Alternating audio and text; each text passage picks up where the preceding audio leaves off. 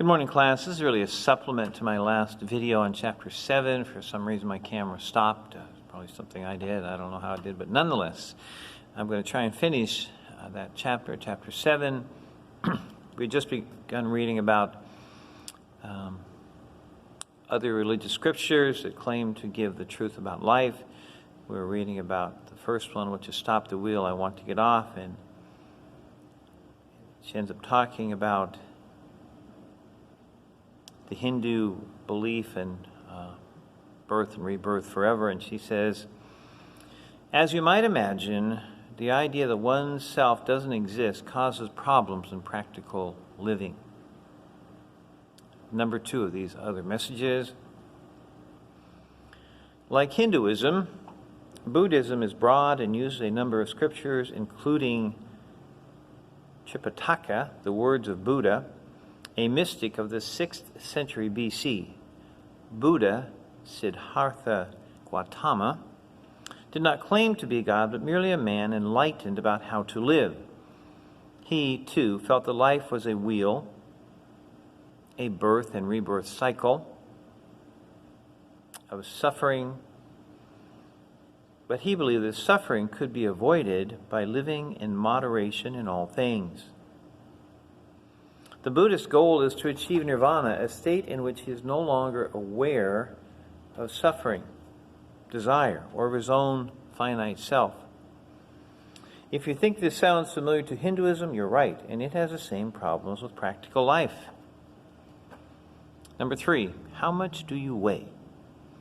The Quran, Islam's holy book, was supposedly dictated to the Prophet Muhammad by an angel in AD 610 and consists of hundreds of moral and theological teachings. Some Islamic scriptures contain codes of conduct so precise that the Muslim is told when to use a toothpick.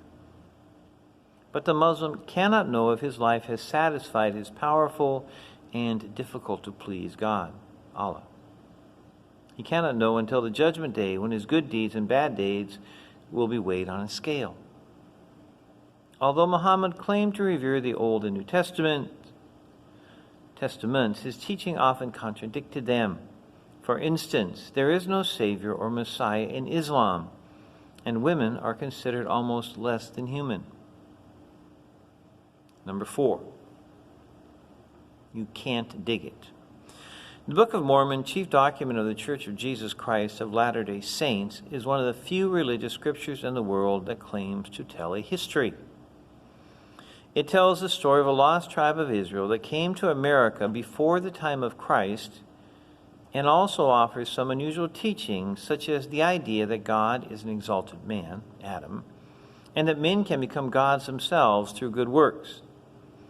But though Joseph Smith, founder of the Mormon Church in 1829, claims that the Book of Mormon was written by the lost tribe of Israel some 500 years before Christ, the evidence shows otherwise.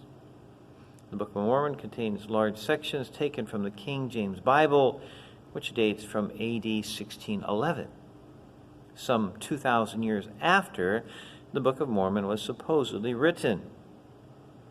And although the theory of the American Indian being descended from a lost tribe of Israel has no basis that any archaeologist has dug up, it does bear an amazing resemblance to the plot of a novel written in Smith's day. Number 5, don't take 2 aspirins, it's all in your head. Mary Baker Eddy, who founded the Christian Science cult in 1875, built a religion around her book, Science and Health with a Key to the Scriptures. The book includes many strange interpretations of the Bible, as well as directions on healing ills. The principal teaching is that God is spirit and did not create matter. Matter is evil. People only imagine sin, sickness, and death, and really aren't capable of them. So according to Christian scientists, you don't need a doctor or medicine. You're only imagining your problem. Try to believe this if you have a broken arm. Number 6. We'll just change a few words here and there. Charles Taze Russell, who founded the Jehovah's Witness cult in 1884, wrote a 7-volume set of books called Studies in the Scriptures. Russell claimed his religion was the only true one based on the Bible, and that all the others in the world were wrong. Yet he used a deliberate mistranslation of the Bible, his New World Translation, to make some of his points. He went off track from the Bible's true wording most often in order to muddy the passages that indicate that Jesus Christ is God's Son and an equal member of the Trinity. This takes out the whole idea of God saving man through Christ. And number 7, would you buy a used car from this man? The Bible claims to be all the revelation we need from God. But Sun Myung Moon claims, he passed away a few years ago now, but Sun Myung Moon claims that we need more and has written divine principle to fill the gap. Moon, who founded the Unification Church in 1954, claims that his task is to finish Jesus' work on earth. He says that Jesus did the best he could but didn't accomplish his goal.